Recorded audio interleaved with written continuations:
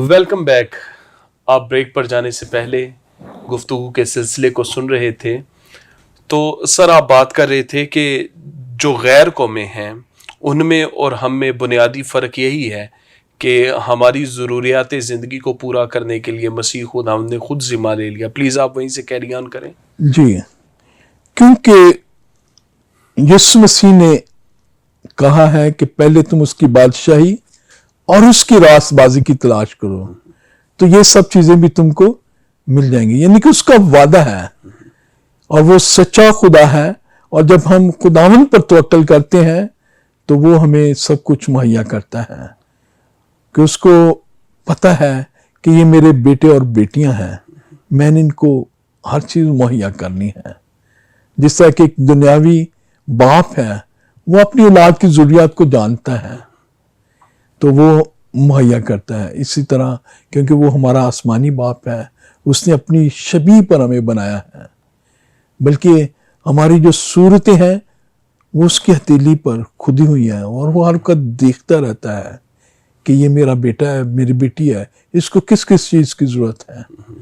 تو عین وقت پر وہ ہمیں ہر چیز جو ہے وہ مہیا کر دیتا ہے، ہمیں کسی چیز کا محتاج نہیں رہنے دیتا. اس لیے ہمیں خداوند پر توکل رکھنا ہے، اس پر اپنی نگاہیں جو ہیں آسمان کی طرف لگائے رکھنا ہے. کسی بھی مشکل میں ہوں، پریشانی میں ہوں تو ہم خداوند کو یاد کریں، اپنے ہاتھ آسمان کی طرف بلند کریں اور خداوند کو پکاریں. اور جب ہم اس کو پکاریں گے تو وہ ہماری مناجاتوں کو، ہماری دعاؤں کو وہ سننے کے لیے ہر وقت تیار رہتا ہے. میں سر آپ کے ساتھ اتفاق کرتا ہوں. جب ہم بنی اسرائیل کے بارے میں خروج کی کتاب میں دیکھتے ہیں تو وہاں پہ ہمیں ملتا ہے بنی اسرائیل مصر میں سے جب نکلے تو آگے دریا تھا، بلکہ سمندر تھا، اور ان کے پاس کوئی بحری بیڑا بھی موجود نہیں تھا، اور وہ بڑبڑانا شروع ہو گئے اور وہ چلانا اور رونا شروع ہو گئے، کیونکہ انہوں نے دیکھا کہ آگے بہت بڑی رکاوٹ ہے سمندر کی، اور پیچھے بہت بڑی مشکل ہے فرعون کی فوج کی.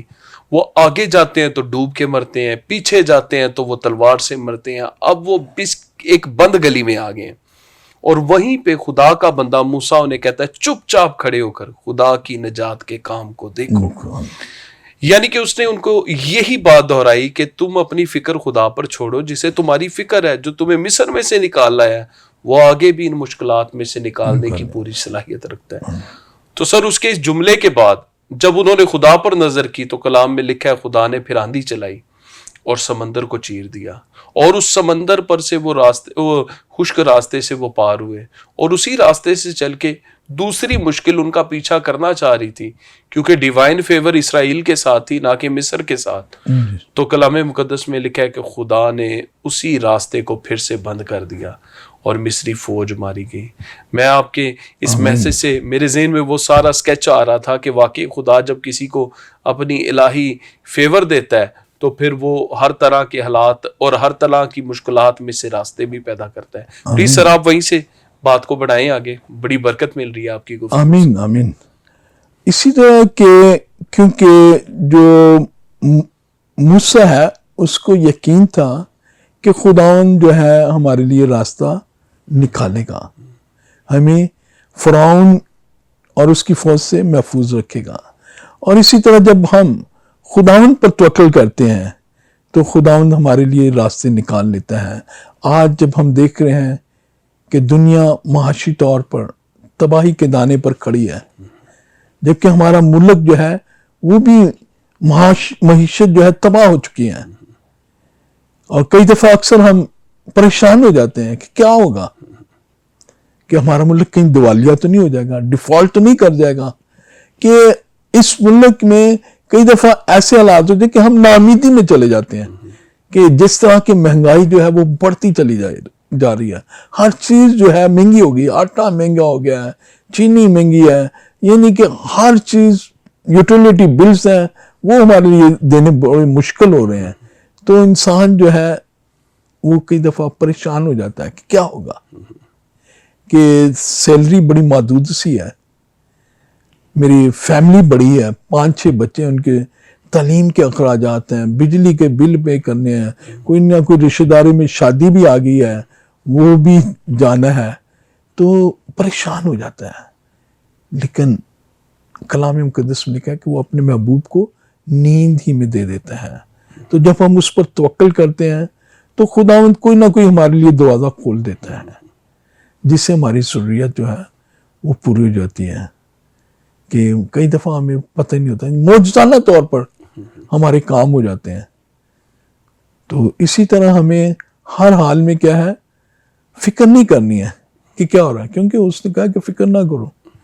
تم پرندوں کو دیکھو کہ وہ نہ کاٹتے ہیں نہ بوتے ہیں، لیکن تمہارا خدا جو ہے ان پرندوں کو، ان چڑیوں کو بھی دیتا ہے. تو ہماری قدر تو ان سے کہیں زیادہ ہے. ہمیں تو اس نے اشرف المخلوقات بنایا ہے، ہمیں اس نے اپنے بیٹے اور بیٹیاں کہا ہے. تو اس لیے ہمیں ان حالات میں بھی فکر مند نہیں ہونا، ہمیں خداوند پر توکل کرنا ہے.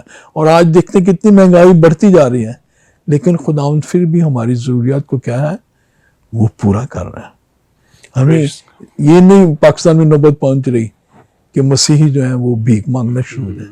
نہیں، ہمارا توکل کیونکہ خداوند پر ہے تو وہ ہماری ضروریات کو پورا کرتا ہے. ہمیں اس پر توکل رکھنا ہے، گھبرانا نہیں، پریشان نہیں ہونا ہے، شک نہیں کرنا ہے، ایمان میں مضبوط رہنا ہے.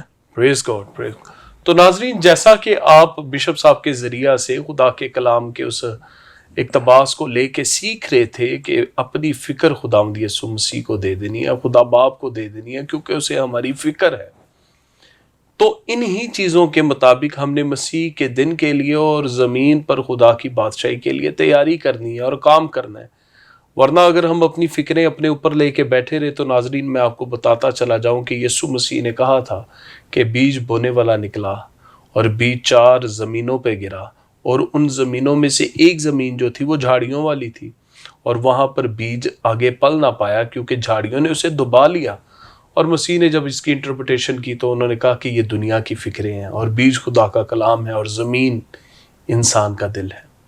سو آج کے کلام کی روشنی میں سوال یہ پیدا ہوتا ہے کہ اگر آپ تک خدا کی مرضی پہنچ رہی ہے تو اسے فکریں دبا سکتی ہیں. اس لیے مسیح نے کہا ہے کہ وہ مجھے دے دو کیونکہ مجھے تمہاری فکر ہے. جو چیز خدا کے کلام کے بیج کو بڑھنے سے اور آپ کی اسپرچول گروتھ ہونے سے رکاوٹ کا باعث بن سکتی ہے، اس میں رکاوٹ کا باعث بن سکتی ہے، آپ اس کو اپنی زندگی سے دور کریں. یہ مسیح خداوند کی ڈائریکشن ہے. بشپ صاحب، بڑی برکت ملی آمین. کلام کے اس حصے سے. میں چاہوں گا کہ ناظرین کے لیے، ہماری ٹیم کے لیے آپ دعا کریں. آمین. اے زندہ جلالی اور آسمانی باپ، ہم تیرا شکر ادا کرتے ہیں کیونکہ تو بلا ہے اور تیری شفقت ابدی ہے.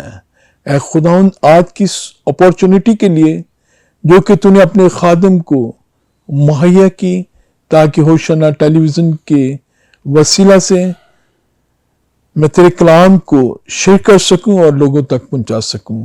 تو اے خداوند، آج کا کلام تمام کلیسیوں کے لیے، تمام ہوشنا پر سننے والے سامعین کے لیے باعث سے برکت ہو، اور آج کے کلام کے وسیلہ سے اے خداوند لوگ برکت پائیں اور اپنی فکر مندیوں سے، رنج و علم سے، غموں سے رہائی پائیں، اور اے خداوند تجھ ہی پر بھروسہ رکھیں کہ تو ہی واحد خدا ہے جو عبدالباد جیتا اور بادشاہی کرتا ہے.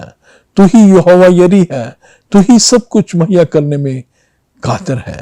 تو اے خداوند دعا گو ہیں ہوشنا کی ٹیم کے لیے، اے خداوند جو کہ تیری انجیل کی خوشخبری کو نہ صرف پاکستان میں بلکہ پوری دنیا کے کونے کونے میں اس ٹی وی چینل کے ذریعے سے پہنچا رہے ہیں. تو اے خداوند تو اس ہوشنا ٹیلی ویژن کو اور اس کی ٹیم کو بڑی برکت دیں، اور اے خداوند تاکہ اس کے وسیلہ سے تیری انجیل کی خوشخبری جو ہے ہر جگہ پر پہنچ سکے اور لوگ برکت پائیں، نجات پائیں اور تیری بادشاہی کے لیے تیار ہوں.